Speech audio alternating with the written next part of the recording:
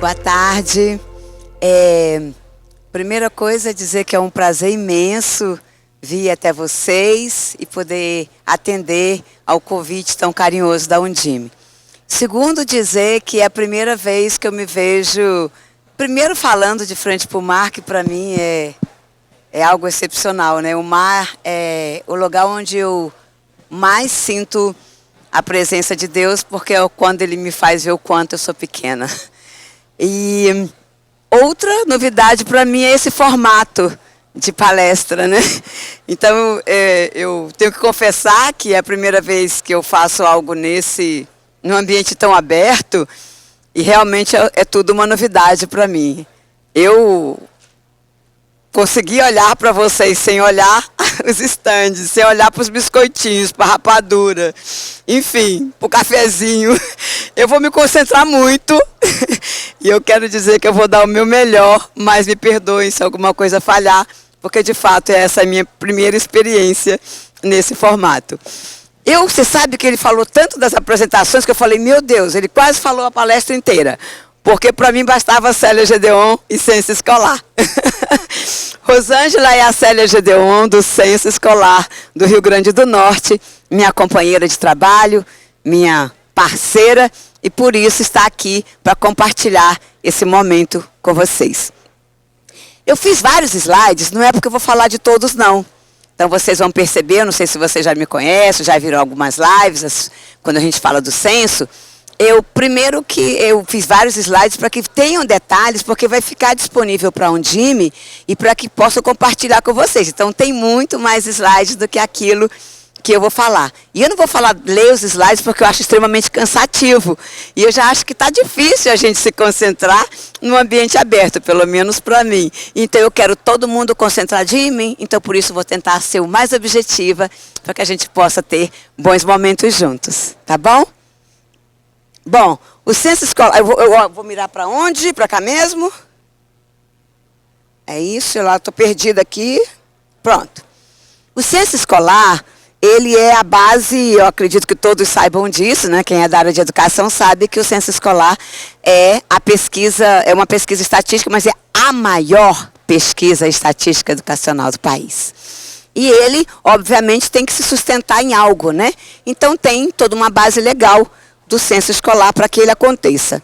A primeira coisa do censo é dizer que ele está na Constituição, né? Diz do direito todos e o dever do Estado à educação, e diz também que é dever do Estado recensear os educandos.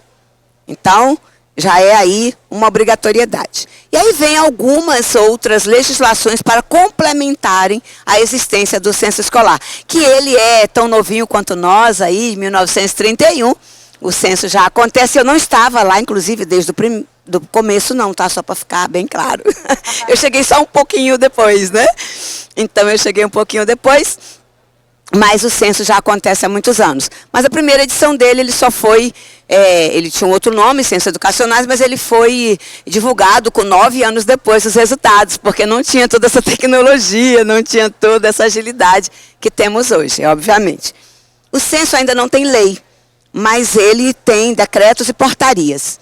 E a lei que, na verdade, acaba auxiliando muito a questão para que as coisas aconteçam no censo escolar é a lei do Fundeb, que eu acredito que todos conheçam. Então, algumas portarias vêm falar sobre o Dia Nacional do Censo, vêm falar também quais são as obrigatoriedades da 316, que é a responsabilidade de cada ente durante o percurso, né, o que acontece. Então, isso vai estar tudo disponível para vocês, não quero que ninguém anote nada, podem ficar aqui concentradinhos na gente.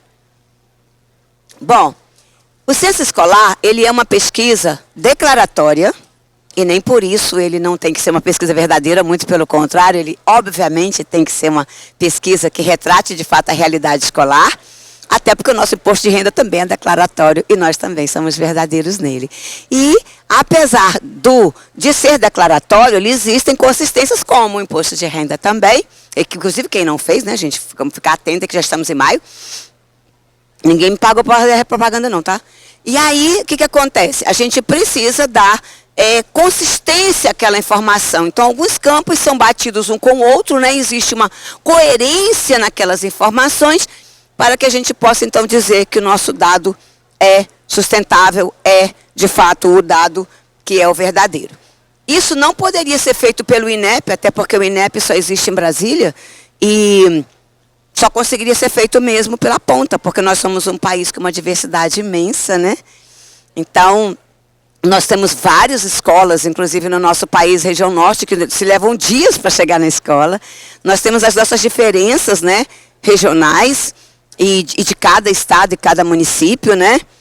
Então, a gente tem, obviamente, que contar com a parceria da ponta, né? Cada escola, cada regional de ensino, cada município, cada estado precisa dar a mão e conseguir fazer o censo escolar.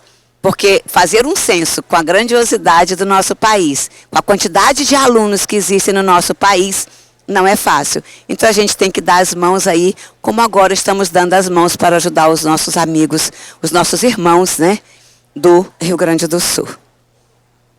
Então ele acontece nas escolas públicas e privadas, com parceria das escolas, municípios, estados e regionais de ensino. E ele coleta dados, né? Ele é anual, veja. A gente faz a população do país a cada 10. No caso agora, o último fizemos com 13 anos, né? O censo demográfico. E o censo escolar, vocês vão ver que ele é bem grandinho e ele é feito a cada ano. Então, olhem a grandiosidade do trabalho que nós fazemos, né? Tem alguém aqui que, fato, bota a mão na massa e faz o censo escolar acontecer? Meus parabéns e muito obrigada, gratidão, porque eu sei o quanto que a gente tem que dedicar. A gente não só faz o trabalho, a gente veste a camisa, né? Então, para que isso aconteça com a diversidade que nós fazemos, então, os secretários, secretárias que estão aqui, de vez em quando, pode levar um chocolate, um biscoito creme crack, um biscoito de doce, para quem faz o censo escolar acontecer, porque a gente acaba trabalhando fora do horário e nem sempre dá tempo de levar a frutinha. Então, bom, o censo escolar, ele precisa ser baseado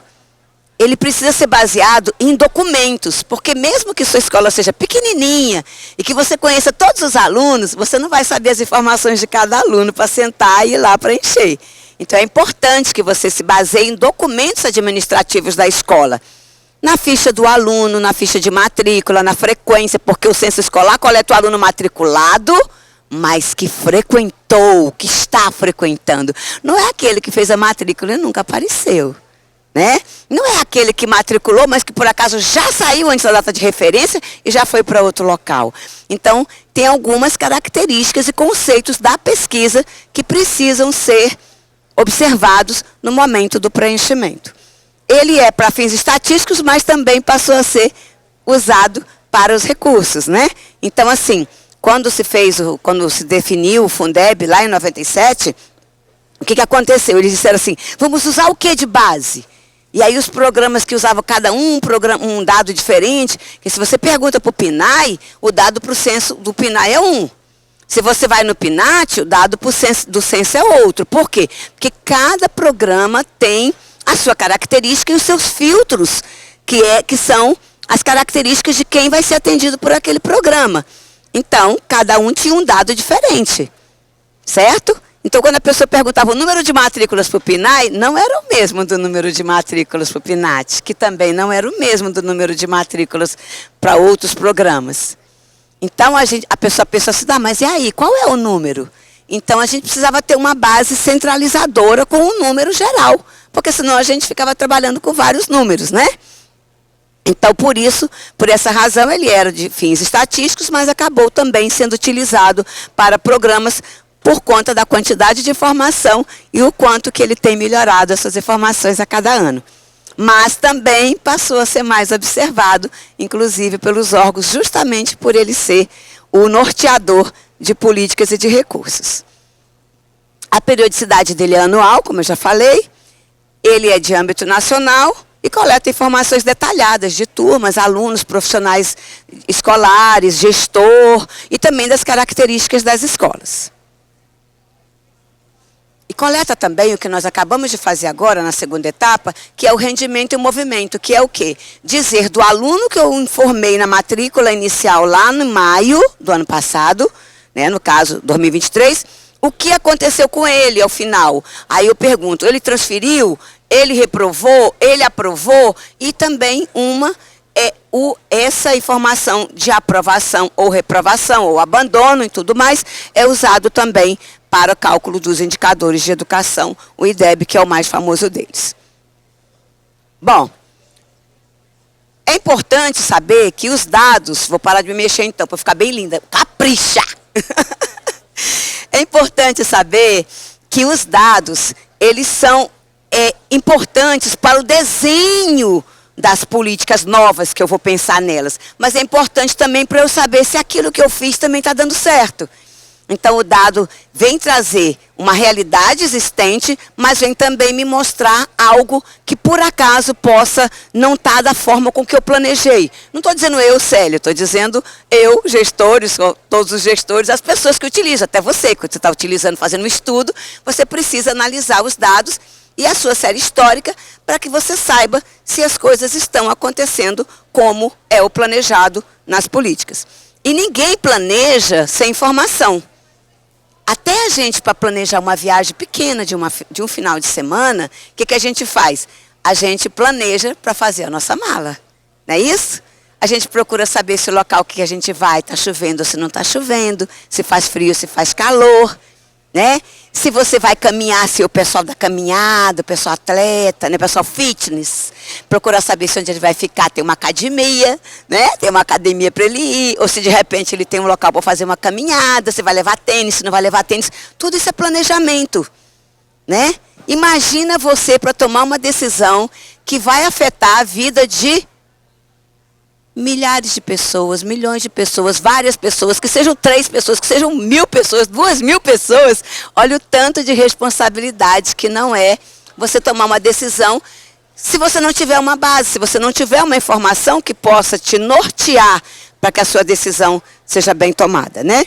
Então, os dados do censo são essenciais para que a gente possa trabalhar da melhor forma e da forma mais, como é que eu vou dizer, mais certa, né? Gerindo bem os recursos da educação no nosso país e nos pequenos municípios, obviamente, também, que não é diferente. Ser grande ou ser pequeno, a arrecadação pode até mudar o valor, mas a aplicabilidade do recurso deve ser da melhor forma possível para atender a população, né, da educação no seu município. Bom, em 2007, a gente fez um avanço, não tão grande quanto esse, mas a gente passou a coletar os dados de forma online ou por migração de dados, que era um formato diferente do que era antes, que pegava os formulários, mandava para os municípios, aí vinha de canoa, ou de barco, ou de transporte também terrestre, né, com cargas de caminhões e tudo mais, e aí também a gente foi evoluindo aos pouquinhos, né, com o questionário eletrônico, assim como é o da Receita, que já dava algumas inconsistências, a gente já poderia corrigir na hora do envio, e depois a gente foi evoluindo para um sistema online, que é o Sistema Educacenso. O Sistema Educacenso é o sistema pelo qual são coletadas as informações do Censo Escolar da Educação Básica. Bom, então a gente coleta algumas características de modo geral. Localização de escola, como eu já falei, infraestrutura. Perguntamos também algumas coisas sobre equipamento, para entender, ainda mais agora na era da tecnologia. Também já precisa ser revisto os formulários, porque as coisas estão evoluindo muito rápido. E mexer num sistema de coleta não é tão simples assim, né? Mas a gente tem que estar evoluindo, precisamos, né? Ao longo do tempo, no menor tempo possível. Então a gente tem várias informações específicas. Bom, eu não sei se todos vocês conhecem as informações disponíveis, inclusive tem muita informação na página, com certeza os municípios usam a base do censo escolar e vocês podem perceber a quantidade de informações que estão disponíveis lá, né? Então você pergunta várias coisas, né? Qual a modalidade de ensino, qual a etapa, áreas de conhecimento, estrutura curricular. E aí você pergunta também características específicas, tanto dos alunos quanto dos profissionais de sala de aula, né? além do gestor, obviamente, e do dado da própria escola. Então, para o aluno, também a gente pergunta, na situação do aluno, que a gente chama de segunda etapa do censo escolar, porque é dividido em 2 etapas, Célia, por que não faz tudo junto? Não faz tudo junto porque a escola não tem como me dizer o dado da situação do aluno em maio. A não ser que eu coletasse do ano anterior. E aí eu teria uma defasagem. E não tem como eu perguntar isso de novo no final do ano, porque eu ainda estou trabalhando com a matrícula que eu perguntei de maio.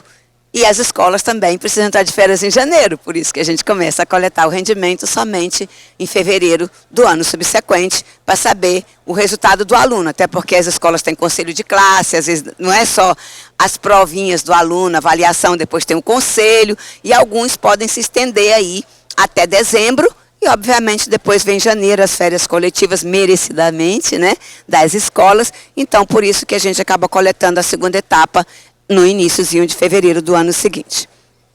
Bom, quem usa os dados? Quase todo mundo. Muita gente. Um bocado de gente. E quem faz os dados? Um bocado de gente também. Gente dedicada, gente comprometida, porque sem isso a gente não consegue fazer. Tá bom? Então, um monte de pessoas usam os nossos dados, um monte de instituições, várias instituições usam os nossos dados. E eu digo nossos porque o censo escolar ele é um patrimônio brasileiro. Ele é de todos nós. Fazendo ou não, você fazendo o censo escolar acontecer ou não no seu pedacinho, ele é de todos nós. Porque ele diz respeito à educação brasileira. Ele diz respeito aos alunos, aos profissionais que estão em sala de aula. Assim como a secretária Jane estava falando anteriormente, eu estava aqui já tinha chegado mais cedo e estava observando as falas, e ela falou isso. Se não for pelo meio de educação, por qual meio será que nós conseguiremos, né? Evoluir e termos um país melhor, que assim a gente espera, como ela disse, todos estamos aqui com um propósito e vamos fazer o melhor que for possível, né? Então eu entendi que nós estamos abaixo do céu todos exatamente fazendo alguma coisa, tanto para a nossa evolução, assim como ela disse na fala dela. Bom, então eu vou botar para vocês só alguns números. Se a gente puder, talvez, fechar o olhinho por alguns segundos, tenta imaginar o que seria 1 milhão de pessoas na sua frente. Agora tenta imaginar 47 milhões. A gente tem noção? Não temos. Talvez quando a gente olhar para o mar, porque esse realmente o local, já agradeci muito a Deus que foi um local privilegiado. Eu nunca fiz uma fala com o mar, assim, olhando para ele. Talvez se a gente olhar o mar, a gente entenda o que seria, talvez, 47 milhões, né? A grandiosidade que é. Então, nós não estamos falando de poucos alunos, estamos falando de muitos, de muita gente. E essas pessoas, né, têm toda ela agregada os seus familiares. Olha só, docentes também não são poucos. E o número de escolas brasileiras também não. Sem o regime de colaboração com estados, municípios, a CETEC também, que é uma secretaria do MEC, que cuida da parte das escolas federais que são ligadas ao MEC, porque existem as federais que não são ligadas ao MEC, sem as regionais de ensino, sem os municípios, a gente não consegue fazer isso. A gente não consegue. E sem as escolas é impossível fazer. Né? E a gente sabe a responsabilidade que a escola tem. A gente sabe que que tem muita informação para a escola dar todo dia, além de dar conta dos meninos, além de dar conta das transferências, de atender os pais, atender os responsáveis. Eu fico imaginando aqui, a minha relação com a escola, ela não foi tão grande, mas hoje em dia eu visito algumas com certeza, porque para o meu trabalho eu preciso nesse laboratório de estar na ponta, eu preciso dele, né? Então, são muitas coisas para a escola fazer. E cada dia a gente pede mais informações para as escolas. Então, não é uma tarefa fácil estar lá na escola atendendo a todas as demandas que, de modo geral, os setores solicitam para elas. Bom, algumas considerações é que o censo, ele é utilizado para análise de dados. Isso aí um monte de gente fala, né? Todo mundo fala. Então, é usado para os coeficientes, produz indicadores, ou seja, tudo que é relacionado à educação nesse país utiliza a fonte do censo de algum modo. Até para olhar a fonte do censo e dizer o que tem, o que gostaria que estivesse lá e que não está. Eu creio que cada um de vocês já usou pelo menos uma informação do censo ao longo da vida profissional de vocês. Tenho certeza disso. Bom, já falei isso. Os dados também são divulgados amplamente. E para vocês não ficarem cansados de mim, e eu sei que também para alguns deve ser novidade esse formato de palestra. Ou é possível que sou só eu que estou aqui pela primeira vez passando por essa experiência, que obviamente vai me trazer um monte de coisas boas, eu tenho certeza disso, na hora que eu conseguir assimilar tudo e deixar o nervosismo ir embora, eu vou, com certeza, ter um aprendizado melhor e sairei melhor da próxima. Eu vou compartilhar com a Célia Gedeon do Censo Escolar do Rio Grande do Norte, que é minha amiga Rosângela, e daqui a pouquinho eu volto para vocês não cansarem de mim. Volto já, não precisa nem aplaudir, porque não vai dar tempo agora, que a gente vai ter mais gente, mais coisa.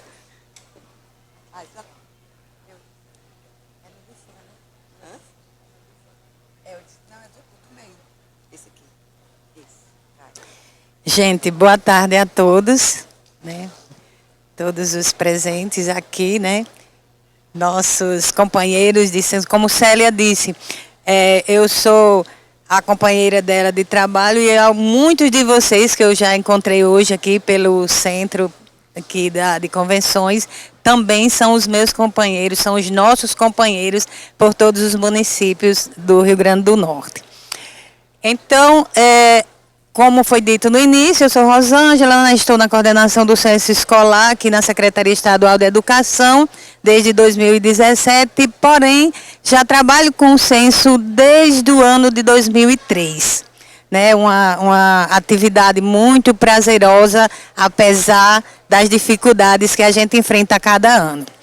Então hoje, né, eu agradeço muito o convite, né, da professora Célia Gedeon, que ao ser convidada pela Undime, compartilhou comigo, né, essa apresentação, e eu agradeço demais a professora Elba e toda a equipe da Undime, que também fazemos parcerias constantes. Então não é de hoje, já é de bastante tempo que a gente trabalha com essa parceria. Então, nós, na coordenação estadual do Censo Escolar aqui no Rio Grande do Norte, nós temos, né, e seguimos vários objetivos, né, desde auxiliar os usuários do sistema Educacenso por todo o estado, monitoramos o preenchimento desse trabalho, né, que como Célia já disse, em parcerias INEP, Secretaria Estadual, Secretarias Municipais, mas o censo acontece na escola. É lá que a coleta é realizada. Célia costuma dizer, é no chão da escola que o censo escolar acontece. É lá que estão todas as documentações de alunos e professores que trazem, né, que consolidam, que informam, que dão o acesso a essa informação que é informada lá no censo, lá no sistema Educacenso. Então, essa informação precisa ser retirada de um documento, precisa ser comprovada com esse documento. Então, durante também o processo, a gente avalia a qualidade das informações, que logo na frente a gente vai falar de que forma.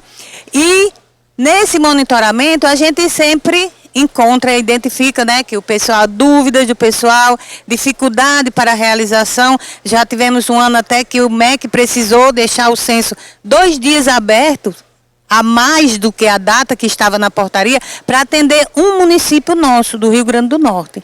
Então, durante esse monitoramento que acontece desde o início da coleta, que, como diz lá no documento, é a última quarta-feira do mês de maio de cada ano, até o dia 31 de julho, durante o período da coleta, mas também no período de retificação, que são aqueles 30 dias que vêm após.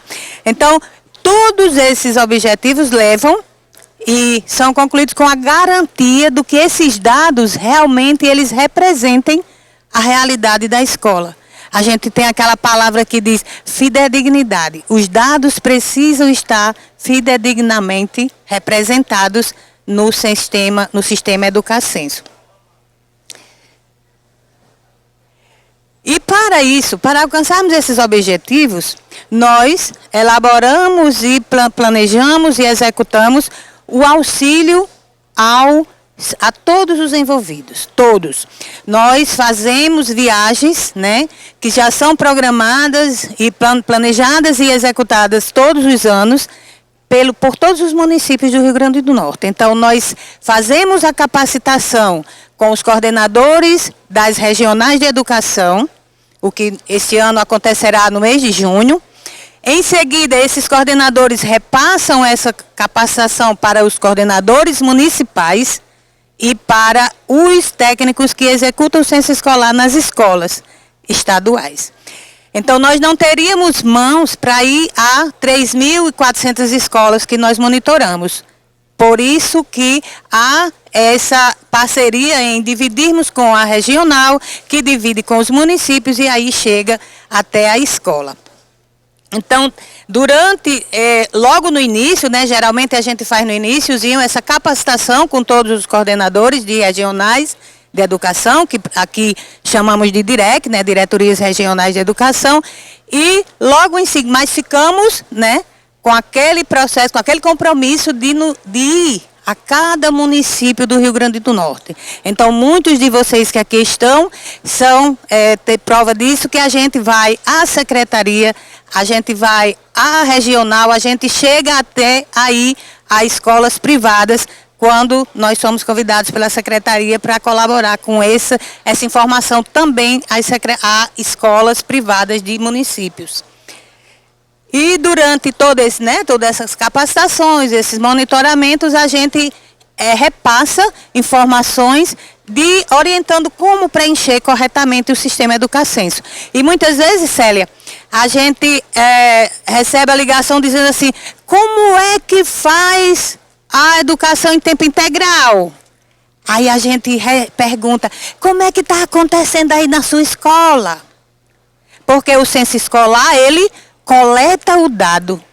Ele precisa da informação que você coloque, a escola coloque, como está acontecendo naquela escola.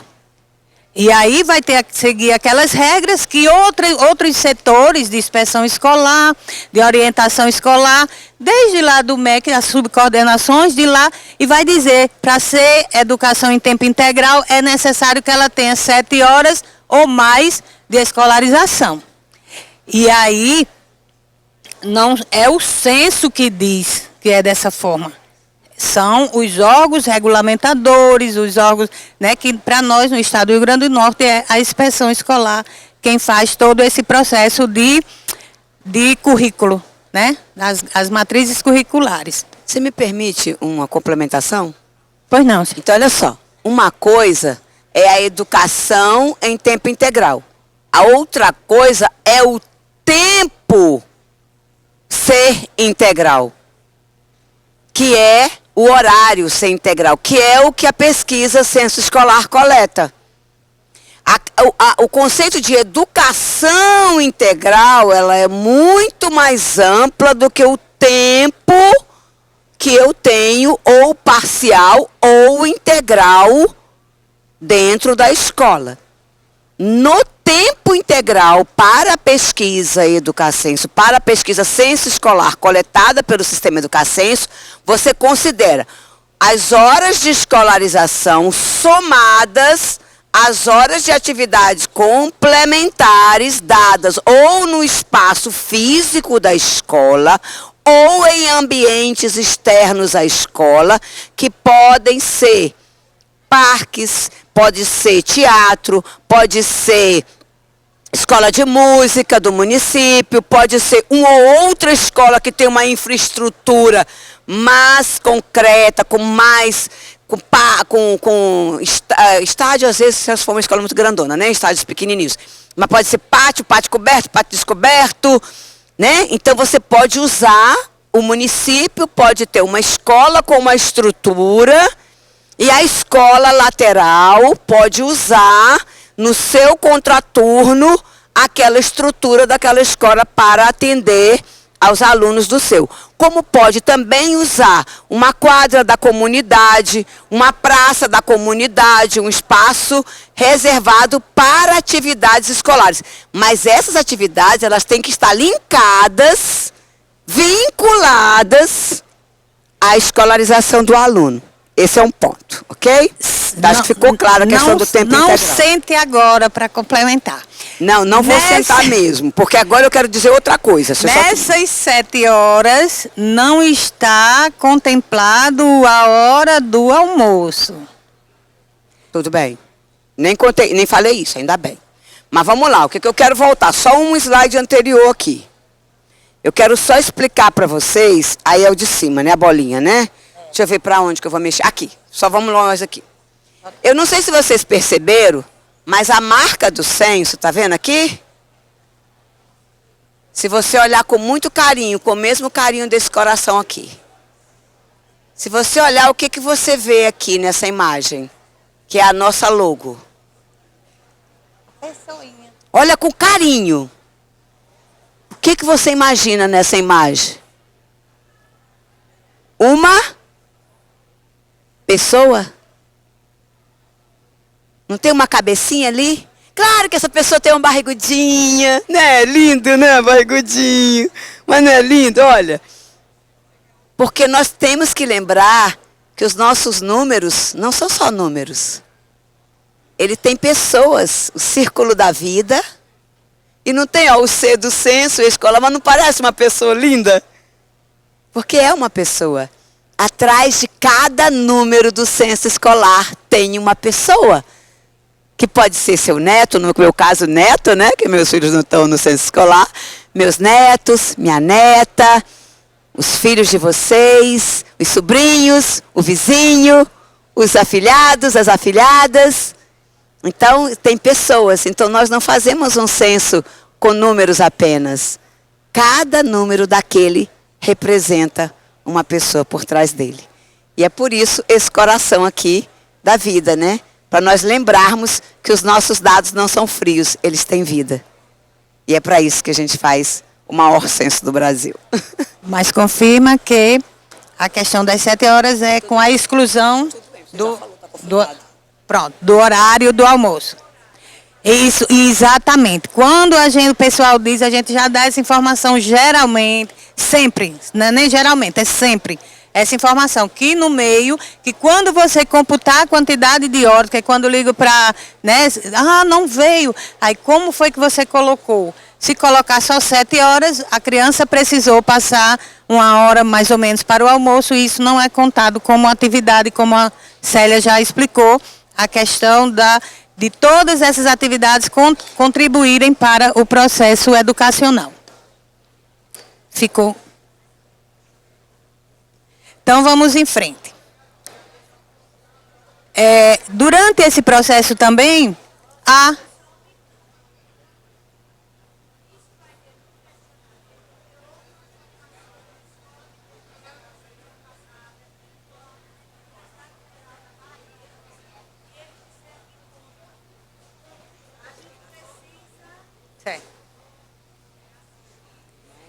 Nós estamos certo. Nós, como Célia disse, a educação em tempo integral tem as suas normas, né? E essas regras, e aí a gente não entendeu? Não vai entrar em consenso contra a faculdade. Vocês estão me ouvindo, né? Porque eu estou com dificuldade aqui com esse fone. Então, o que acontece? Eu vou questionar o MEC, porque educação do tempo integral é uma política do MEC, né? Da SEB, MEC. Inclusive, eu já imprimi toda a legislação que saiu no meio do ano passado, em junho aproximadamente, começo de julho. Então, mas eu estou falando da pesquisa censo escolar, a forma de coleta e como que ele conta o tempo. Então, ele soma, sim, o horário de escolarização com a atividade complementar, desde que linkada ao que tem a ver com a escolarização.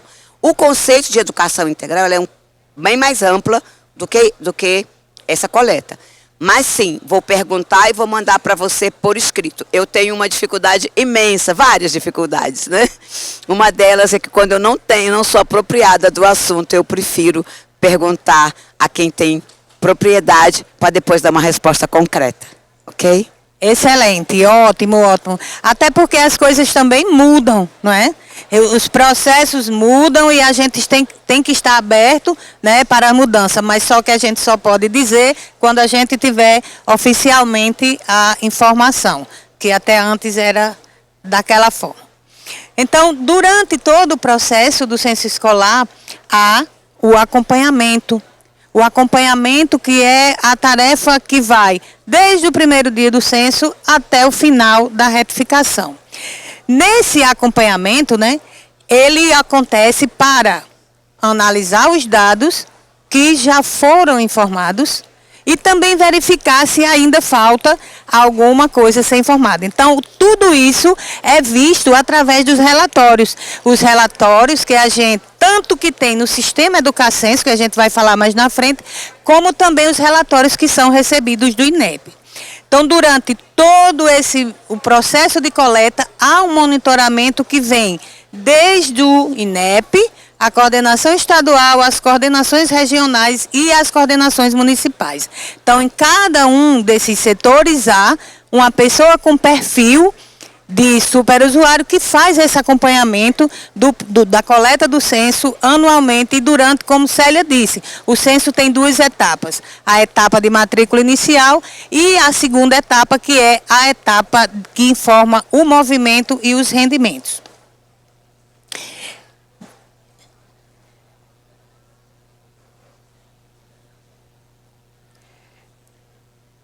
Chegamos à parte que, eu não digo que é a principal, porque todas as etapas do censo escolar são de suma importância. Mas essa etapa, onde há a avaliação da qualidade dos dados inseridos no Educacenso, eu acredito ser a mais minuciosa e que é de responsabilidade de todos os usuários do sistema, partindo do secretário de Educação, de nós enquanto coordenação, como do MEC. Então, como é feito esse processo, né, para que a gente consiga avaliar o que já está feito, o que já foi informado, o que falta ser informado na coleta do censo escolar.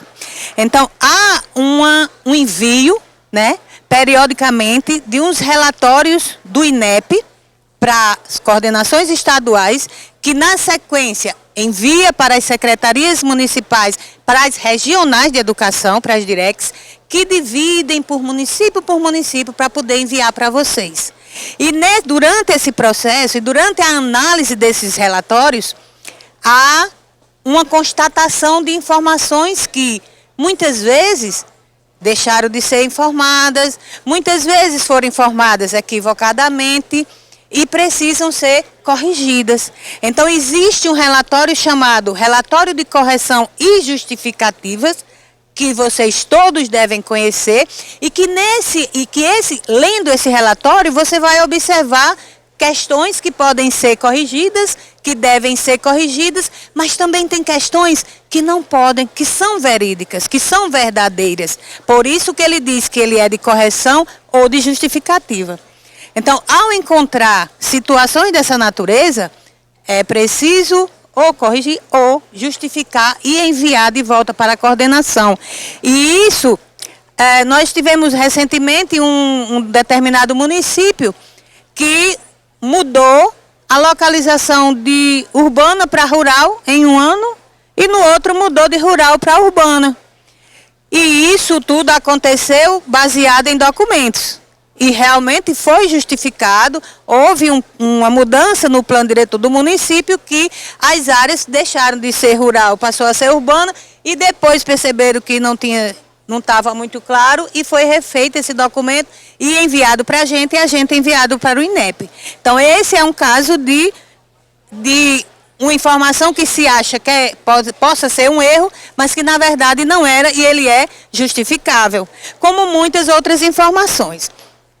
Então, analisando esses dados, a gente verifica essas situações. Porém, isso tudo está na mão da pessoa da escola.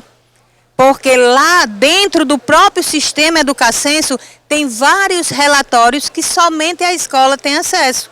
Inclusive aqueles relatórios que têm nomes de pessoas, nomes de alunos, nomes de professores, somente a escola hoje em dia tem acesso. Nós, enquanto coordenação estadual, não temos esses relatórios, não acessamos, apenas a escola. Então, ela está de posse da documentação da escola, é claro que ela pode ter acesso aos relatórios com nomes de pessoas, tanto de alunos como de docentes. E aí, quando a escola, né, está fazendo lá o censo e consulta aquele relatório, por exemplo, o relatório de alunos por turma, ele vai observar que lá vai ter o aluno, a data de nascimento, se ele usa transporte escolar, qual é a turma que ele está vinculada e muitas outras informações, que é outra situação do PETERN que também aparece muitas divergências. Então, se a escola acompanhar através daquele relatório que está no sistema, além dos que a gente já envia para a regional e a regional para os municípios até chegar à escola, isso tudo ia ser amenizado.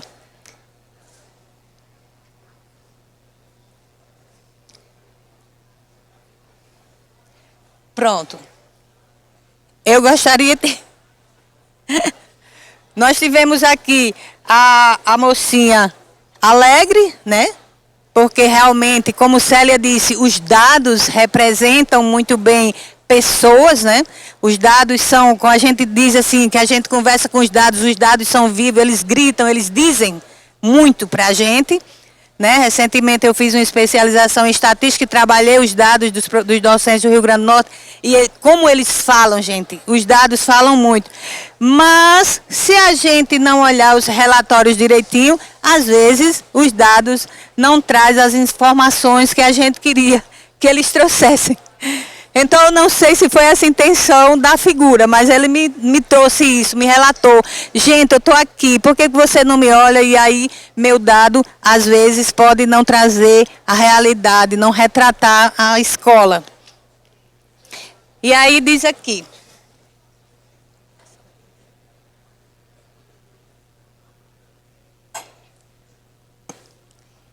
Então, esses relatórios, de fato, gente, eles são essenciais para a realização do censo. E aí nós ficamos aqui na Secretaria Estadual de Educação, no momento que não estamos viajando, e através desse relatório a gente sabe o que está acontecendo lá em Mossoró, lá em Pau dos Ferros, que estão Caicó, Currais Novos, Acari, lá onde eu nasci. Então, a gente sabe através dos relatórios. Então, se cada gestor, cada secretário ou responsável pela Secretaria Municipal de Educação tiver acesso a esse relatório, fazer a leitura desse relatório, compreender, analisar seus dados, verificar de fato as suas informações, a gente vai ter o mínimo de problemas e o dado vai representar o máximo da sua escola. Se aproximar, como a gente diz assim, esse dado precisa retratar, é como se você olhasse para os dados e imaginasse como é lá. Se você olha assim, as turmas, cada turma tem 30, 35, 40 alunos, você vê lá as salas cheias, não está faltando professor em nenhuma disciplina, você vê lá que tem aula todos os dias, você nunca vai chegar lá e ver os alunos fora. Então a gente fica imaginando o que ocorre em cada escola, através dos dados, sem ver ninguém nem nada, somente lendo aquele dado que a escola coloca no sistema Educacenso. Então, esse relatório, essa ferramenta, ela é assim, de suma importância, tanto para o monitoramento, como para auxiliar o processo como um todo, né? E avaliar a qualidade das informações lá inseridas. Então, eles são de fundamental importância para o processo como um todo. E a gente ainda diz, um dado, uma informação coletada de forma equivocada, ele traz transtornos incríveis, ele traz problemas muitas vezes graves. Por que graves? Porque às vezes eles afetam financeiramente o processo como um todo, educacional. Ultimamente nós tivemos um caso de um município, de uma escola, aliás, que deixou de confirmar a matrícula, que é outra etapazinha do censo escolar, de 192 vínculos. E nesses 192 vínculos havia a informação de 41 transporte escolar. E quando foi fazer o PETERN, a secretaria não informou porque estava faltando 41 meninos que ela transporta todos os dias.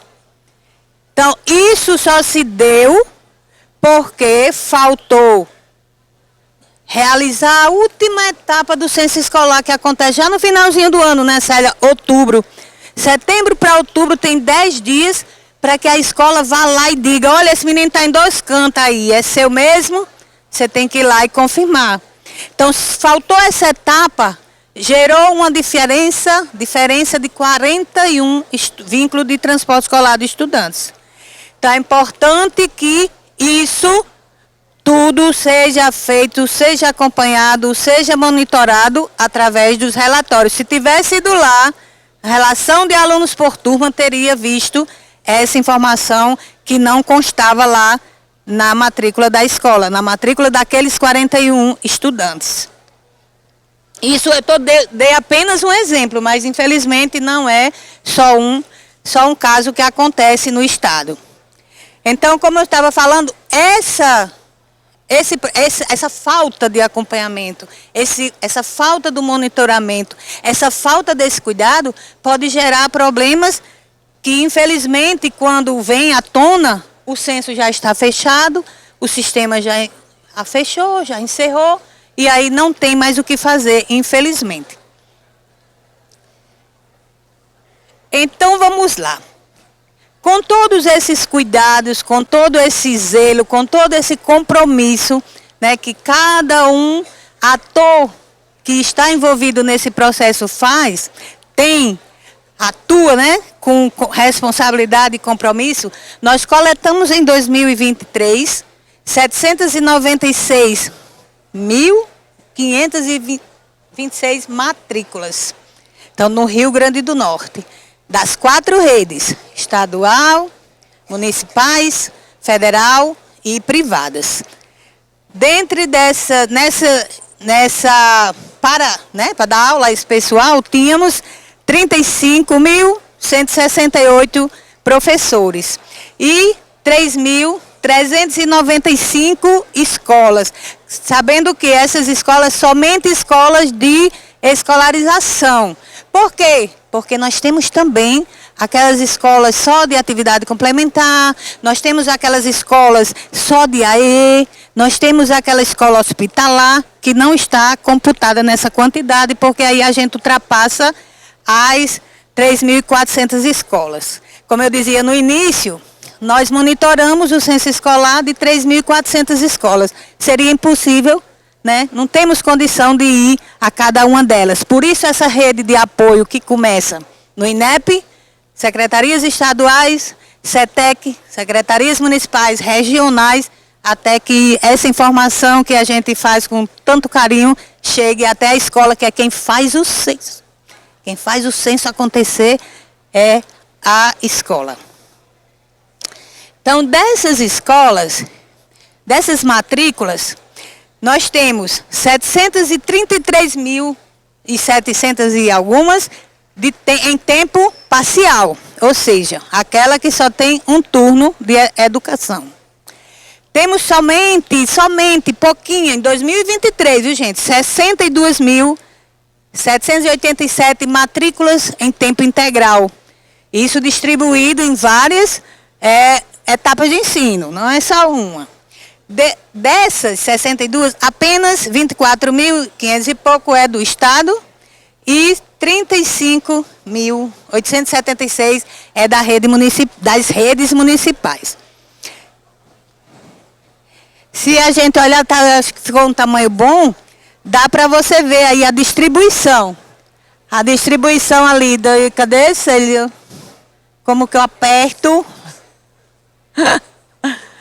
Aqui, olha, o total da matrícula do Rio Grande do Norte, né? Mais de quase 800 mil matrículas.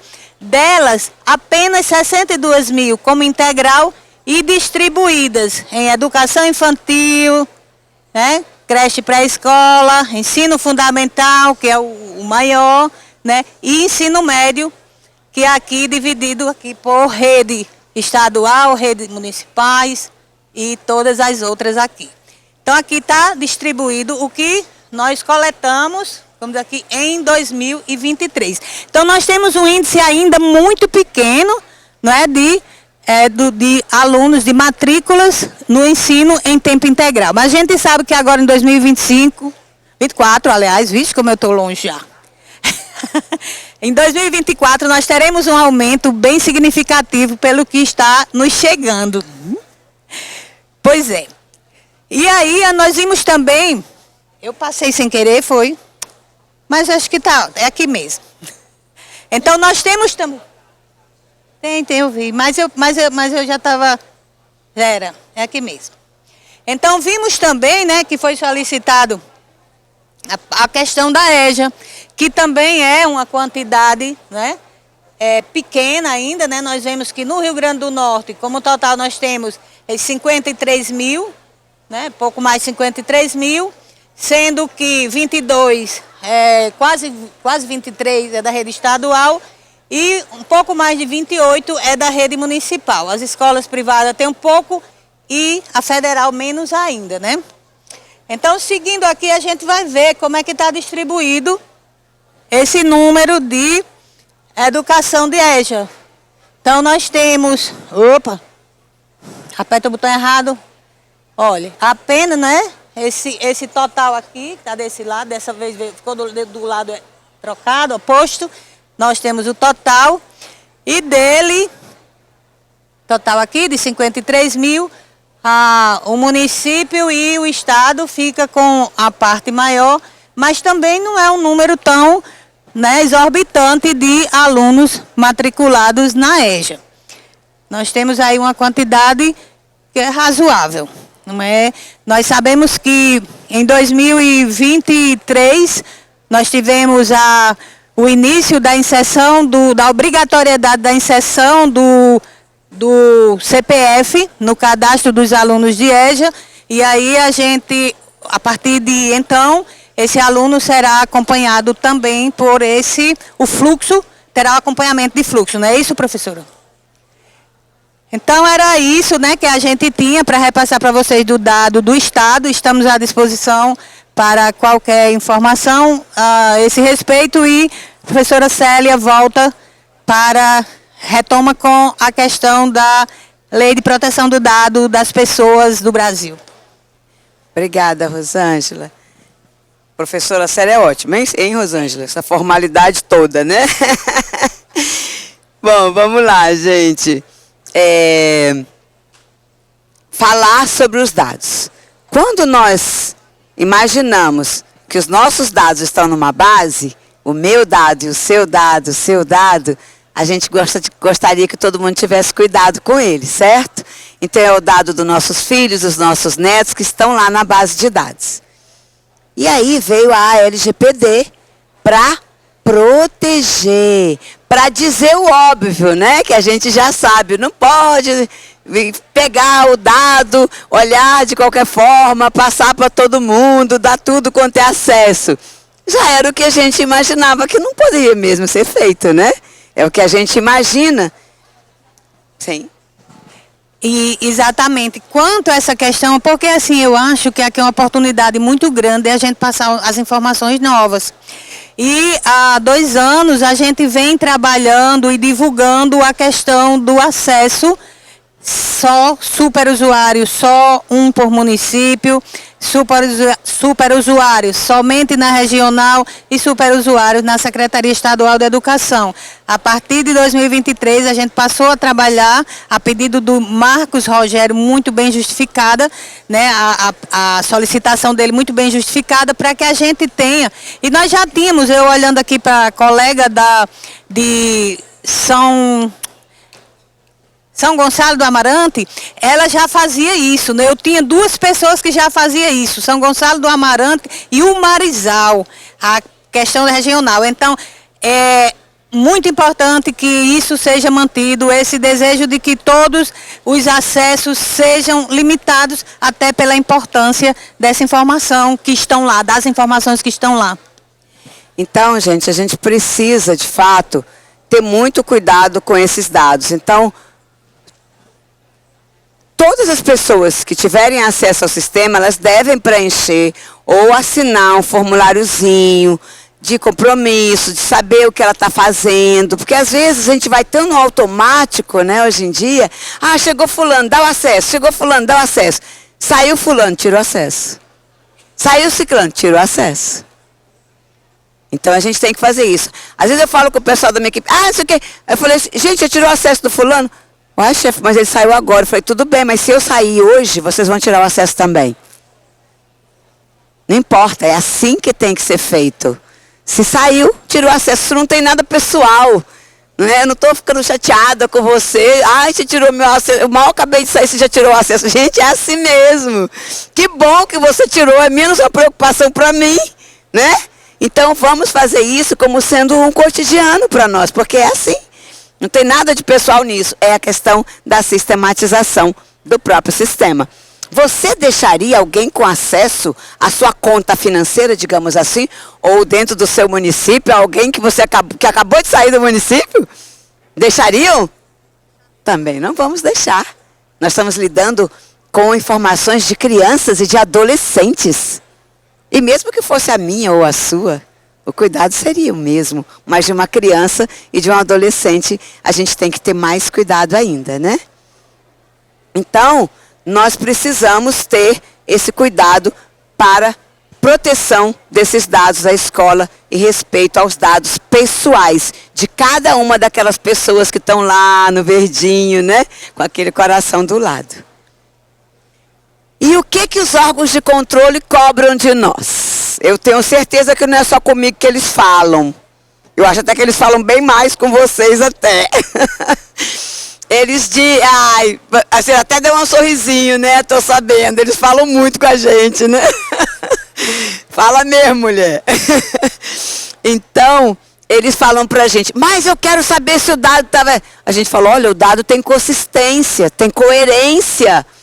Mas a fidedignidade quem dá é o informante. A fidedignidade aponta. E nós não temos como ir em tudo quanto é escola e em cada escola. Então, eles cobram isso. Cobram de você, cobram de mim, cobram de todos nós. Então, a gente precisa mesmo ter esse cuidado. Principalmente quando a gente está falando de recursos. Principalmente quando a gente está falando do Fundeb, que é um bolo do próprio Estado, repartido para todos os municípios deste Estado. E a gente, às vezes, não consegue imaginar, não consigo mesmo imaginar, como que alguém pode não estar informando corretamente. Porque quando o bolo não muda de tamanho, se você aumenta a sua fatia e come mais, você deixou menos para os demais. Né? Então, se eu comi um pedaço de bolo, tudo bem, gente, sou gordinha, estou sabendo, vocês viram que a calça está folgada, já perdi um pouquinho. Não perdi não, que eu não vou achar de volta. Mas eu quero dizer o seguinte, isso não quer dizer que eu como um pedaço do bolo maior do que o de vocês, não. Tá bom? Mas veja assim a barbaridade, né? Que é, ontem eu não sou muito ligada a ver televisão. Porque às vezes eu acho que não me traz energias muito boas, quando a gente não tem muitas notícias agradáveis. Mas ontem eu estava assistindo e as pessoas ficando em casa, mesmo com a casa sendo tomada pelas águas, por conta dos saques. Aí eu fiquei pensando, Senhor, como alguém consegue pensar em tirar algo do próximo que já perdeu tanto? Né? Então, a gente precisa pensar que quando eu como um pedaço do bolo maior, se aquele é o mesmo bolo para ser dividido por todos, eu estou tirando o pedaço de alguém. Bom, então fidedignidade, e consistência dos dados. Elas são diferentes, mas elas se aproximam cada vez mais quando a gente melhora o controle de qualidade da pesquisa. Mas mesmo assim, a fidedignidade quem dá é a ponta de verdade. E aí eu queria pedir para Elba, né? Que ela disponibilize essa palestra para vocês, para que vocês não tenham a preocupação de ficar registrando nesse momento ou ficar anotando, porque já é mais uma coisa para a gente fazer, além de nos concentrarmos, né, na fala um do outro, ou nos concentrarmos no outro, né? Bom, e aí vamos falar das nossas datas. O censo começa dia 29 de maio, este mês, daqui a pouquinho. Ainda não publicou a portaria? Ainda não, e a culpa foi minha, me atrasei e está passando por revisão, mas logo, logo o professor Manuel do INEP vai assinar essa portaria de cronograma. Mas podem confiar nessas datas que estão aí, porque sou eu que estou dizendo para vocês, ok? Então, 29 de maio, a coleta começa por meio do Sistema Educacenso do Censo Escolar 2024. E ela vai até o dia 31 de julho. 31 de julho. Depois fecha o sistema, vamos analisar os dados, preparar o DOU preliminar, para mandar para o MEC, para o ministro publicar. E aí, a lei do Fundeb dá 30 dias corridos para que os municípios, os gestores, as escolas, todos que fazem o censo escolar acontecer na ponta, inclusive o meu amigo ali, para que possam conferir, conversar com os dados, para que você verifique se tem alguma matrícula que não está correta, tanto a menos quanto a mais, não esquecendo que a data de referência é 29 de maio. Ou seja, o aluno que chegou depois não entra, ele estava em algum lugar antes de ir para você, certo? Então, observe, tenham cuidado com essas características, são pontos pequenos, mas que são muito importantes. E na segunda quinzena, mais precisamente por volta do dia 17 de setembro, serão publicados esses dados, e aí vocês terão até o dia 16 ou 18 de outubro, eu não posso precisar a data, como eu posso fazer das outras, porque essas datas especificamente são a partir da publicação, e quem assina é o ministro, e com certeza a agenda dele é muito maior que a minha, então ele não vai controlar essas datas tão de perto quanto eu. As datas, que só é a nossa equipe interna quem faz, essas eu posso garantir a vocês que não irão mudar, ok? Que são essas datas aqui. Cadê o meu nome de vocês? Está aqui. Porque esse aparelho não é meu. Aqui, essa data não muda. Essas datas não mudam. Claro, não é que não mudam para sempre. Pode acontecer algo extraordinário, mas fora o extraordinário, elas não mudarão. Essa data aqui, ela não é fixa. Por quê? Porque depende de ir para o MEC, de passar pela Conjur-MEC e tudo isso, porque o ministro, para assinar uma portaria, tem que passar por todo um processo anterior. Então, essa daqui, a previsão é dia 17 de setembro, uma previsão, ok? E que eu espero que seja cumprida, porque senão ela atrasa todos os demais processos. Aí, a partir disso, fica 30 dias aberto para todos corrigirem. Depois que fechar esse aqui, no 31º dia, fica somente para os municípios, os perfis municipais, e para os perfis estaduais. O município tem 5 dias e o estado 10 dias, contando esses mesmos 5 do município, ok? Então, vou até 5 para o município, mas continuo mais 5, aí vira 10 para o estado. E depois, eu tenho um momento exclusivo, que não está aberto mais para ninguém, daquela questão das duplas matrículas, confirmação de matrículas que a Rosângela falou, que aí é uma data específica para todos. Ok? Mas que está aberta, também estará aberta durante todo o processo de coleta. Se você já for corrigindo, você não vai ficar estressado para os últimos 10 dias, né? E a publicação final no DOU, que é aquela imexível, depois ninguém mexe mais, ela acontece em dezembro, até final de dezembro. Ela pode ser até o dia 31 de dezembro, mas ela tem que acontecer em dezembro. Por quê? Porque é com base nela que os coeficientes do Fundeb são calculados. Mas é óbvio que para o Fundeb fazer isso, a gente não dá dado para ele no dia 31. A gente já tem que ter repassado para ele no começo do mês de dezembro. Porque senão eles não dão conta de fazer para que o repasse seja efetuado no mês de janeiro, ok?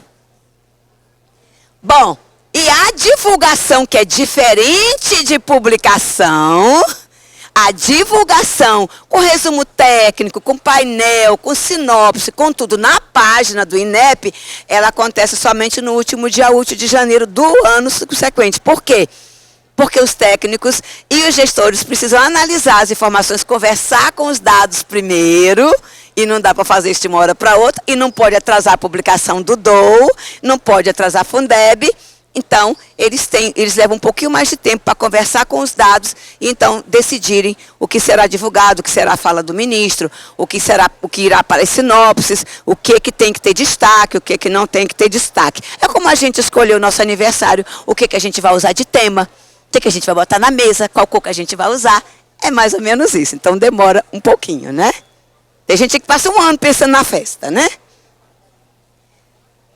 Bom, a coleta esse ano tem 64 dias corridos. O ano passado foram 62. Então, temos 2 dias a mais. Isso já é uma coisa muito boa.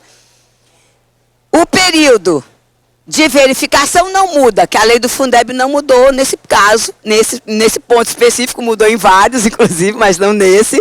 Continua os 30 dias. E em dezembro, a divulgação final. Bom, essa frase não é minha. Eu copiei do João, da SEB, há algum tempo atrás. Eu tive o privilégio de conhecê-lo numa palestra que fizemos juntos. E aí, a fala dele foi depois da minha, a gente não se conhecia. E ele já conhecia os dados do censo, conhecia tudo, mas ele não conhecia como é que era o detalhe, como que era feito no detalhe. E aí, aí ele me perguntou que queria botar uma fala. Eu falei, tudo bem, sem problema, não sabia qual era. Aí ele escreveu essa fala. E eu pedi, lógico, para ele, para eu copiar, que eu não sou boba nem nada, né? Até porque eu gostei, achei bonita. Falei, João, posso copiar? Ele falou, pode copiar. Então não é minha, é do João. A cada nova escola erguida, a cada ônibus escolar adquirido, a cada refeição servida nas cantinas e a cada livro didático entregue, pulsa a essência daqueles que incansavelmente dedicam-se ao censo escolar a cada ano. Em cada conquista, sintam-se gratificados, pois saibam que o seu trabalho vai além dos números, alcançando o coração e o destino de uma nação educadora e promissora. E aí, meu amigo, você que faz o censo escolar, gratidão, muito obrigado. Eu sei que você passa também todos os dias. E aí são os nossos canais, tá? E vai ficar tudo disponível. E a gente não pode esquecer que cada um de nós, além de sermos importantes para várias coisas, para todas as pessoas que amamos e até para aqueles que a gente não ama, a gente também é importante para eles, nós também somos peças fundamentais para fazer o censo escolar acontecer no Brasil. E eu sou grata a cada um de vocês, nós somos gratas a cada um de vocês que fazem o censo escolar acontecer no Brasil. E a gente espera de verdade que esse novo formato a gente tenha conseguido se sair bem, né, amiga? E que vocês tenham sido produtiva a nossa palestra, a nossa fala, o nosso compartilhamento de saber com vocês, para que vocês possam sair daqui com um pouquinho mais de conhecimento e nós também. Muito obrigada a todos. Célia, chegou uma pergunta aqui, eu acho que a gente precisa, é bom responder. 7 é um sistema do FNDE. Não é isso, esse 7? É do FNDE. Então, vocês estão dizendo que como que seria proceder para o relatório do transporte. Bom, eu não conheço o sistema 7. Então, eu não sei de que relatório é esse. No sistema Educacenso tem relatórios que falam de transporte. É só conseguimos acesso de nossa rede, os dados estadual, temos que digitar o aluno, integrar o relatório. A nossa amiga que é a universidade vai nos ajudar. E eu vou procurar, já procurei sobre, já me perguntaram sobre esse sistema, eu não o conheço. Mas eu posso ver o que é que eu... Só... A integração tem que ser Eu só queria, essa pergunta já me foi feita em termos, sem falar do SET, essa pergunta me foi feita da seguinte maneira: a pessoa do município quer ter acesso à rede estadual e o perfil dele não permite. Então, me parece que ele queria através de outra forma. Não ficou muito claro, mas eu acredito que seja o mesmo município que já me perguntou isso, se tinha como ter acesso à rede estadual. É isso? Através do PETEP. Esse microfone, vocês estão me ouvindo? Tá? O SET, gente, é mais um desses sistemas do governo federal que ele é operacionalizado pelo, não sei se MEC ou FNDE, em parceria com a Universidade de Goiás. Faz um tempinho que é para os municípios estarem utilizando, só que antes não estava sendo cobrado como agora. Agora, quem não alimentar poderá deixar de receber os recursos do transporte escolar. E para isso nós vamos, na Undime em Movimento, vocês comecem já a mexer no sistema, que na Undime em Movimento nós vamos fazer uma capacitação com vocês, passo a passo, com os técnicos das secretarias municipais de educação.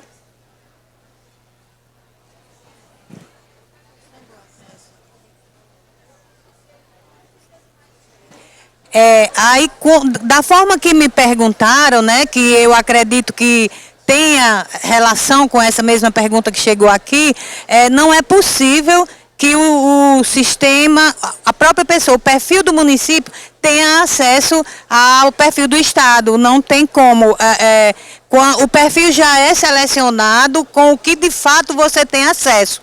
Ou seja, se eu só tenho perfil municipal, né, mesmo seja gestor municipal, eu só tenho acesso à rede municipal.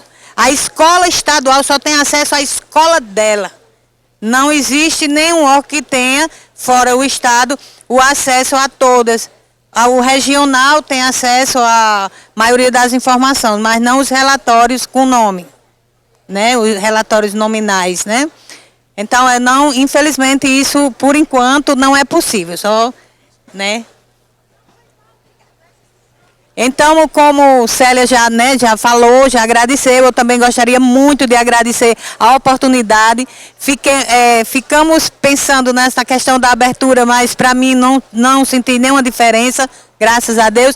E vendo o mar, é uma coisa linda demais de se ver. Eu nunca tinha participado de nenhum evento com uma paisagem tão ampla, né, e linda, da natureza pura, o mar vivo, porque o mar você olha para lá, cada vez que você olha, você vê uma imagem diferente, uma paisagem diferente. Vem uma onda de um lado, vem uma onda do outro lado. Então, foi assim, muito prazeroso estar aqui com vocês. Então, muito, muito obrigada, né, por tudo. E estou à disposição em cada canto por onde passo, na Secretaria Estadual de Educação, lá na ATP, onde fica a coordenação do Censo Escolar. Então, muito, muito obrigada a todos.